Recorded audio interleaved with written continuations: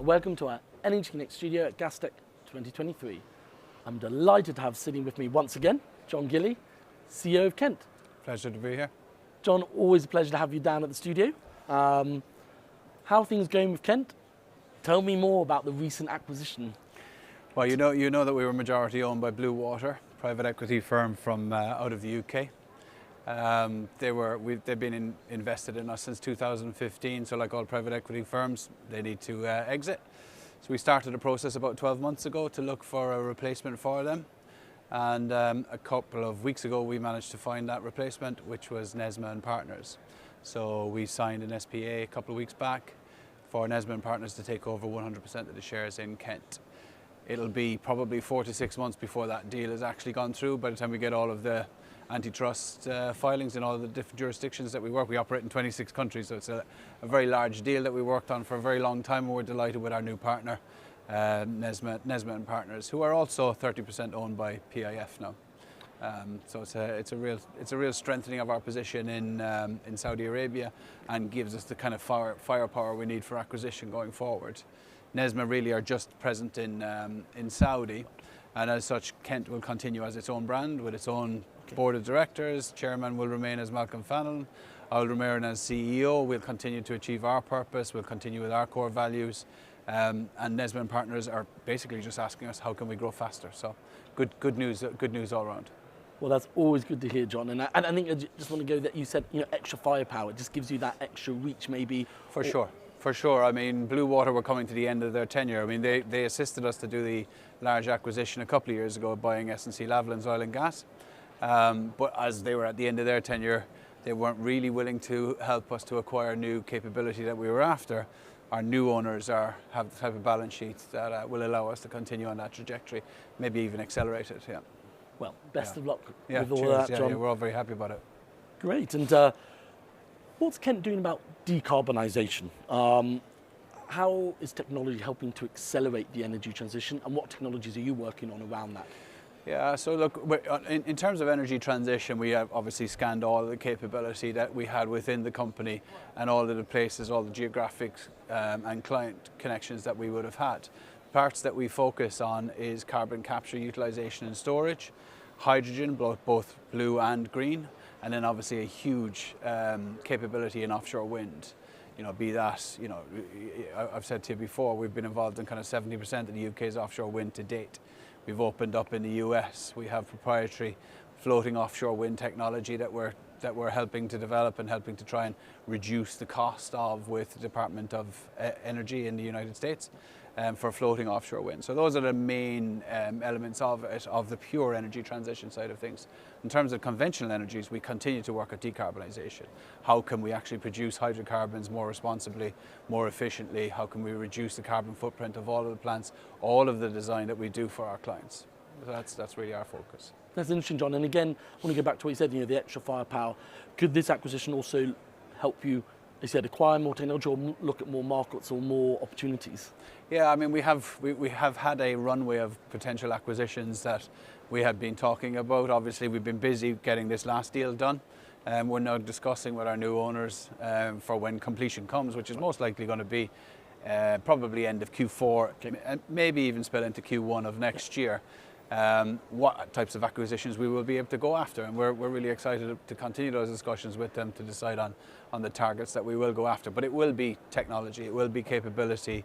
I don't see them being enormous acquisitions, more bolt-on, tuck-in type acquisitions of capability in different regions, especially in energy transition, also especially in more engineering capability, probably bolstering our offshore engineering capability. And also the other part of it as well is we've got a lovely environmental business that is in Saudi in terms of pure environmental, environmental studies, remediation, decommissioning of old oil and gas facilities, especially offshore. And we'd like to actually bolster that through acquisition as well in different regions. Yeah. Oh, that's interesting to hear, John. And we're here at Gastech. How important, or where do you see the growth for gas and LNG and the importance of that fuel in the energy transition? Yeah, I mean, it is. I mean, it's long, I suppose LNG has long been touted as the transition fuel. it will continue to grow, and it needs investment in order to prevent the types of price spikes that especially Europe has seen in last year, and it looks like it will happen again this year. So it can never be underestimated, the amount of investment that is needed in order to kind of give people affordable, safe fuels going forward. LNG is something that Kent has been involved with for 2 decades. We would have been involved in probably at least 50% of all LNG trains that have been built in one way or another. We're currently working in LNG Canada with Fluor and JGC, and a lot of different gas processing projects across Asia Pacific. Asia Pacific probably is one of our largest growth areas at the moment, between our work in Australia, in China, and here on CRISP in Singapore. We've also opened a new entity in Brunei. So we've done a joint venture with a company called Brunei called Serikandi, and we've managed to hit the ground running with 2 very large contracts there as well, which are now in execution phase. So we're all pretty pumped about that. Oh, well, congrats on that, John. Yeah. And I want to get your viewpoint on the workforce gap in the energy industry, and again I think linked to maybe energy transition, openings that can come there, or what is Kent doing differently, or what should the industry be looking at to attract new talent? Yeah, it's about the message, isn't it? Because we get this all the time. We're talking about energy transition. We regard everything that we do as energy transition, be that conventional energies, low carbon renewables, or processing chemicals. But continually we get the questions from our employees: how can we transition our skills into low carbon area of work? And we've run programs internally within Kent to actually retrain, reskill our workforce and get them starting to talk the type of language that we want. In terms of attracting talent, we don't seem to have the problem. We're gaining a really good name for ourselves now as having a fantastic culture at Kent. People who come to work for us like to work for us. They don't generally leave. It's like Hotel California. So we're finding that strong brand within the marketplace, and what our employees are saying is attracting other people, so getting their friends to come and work for us.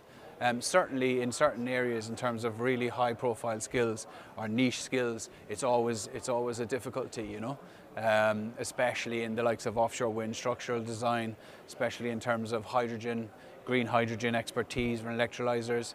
But we don't, it's not something that is a major problem for us, but at the same time I wouldn't be so naive as to think that we can't take our eye off the ball in terms of attracting and retaining talent. Yeah.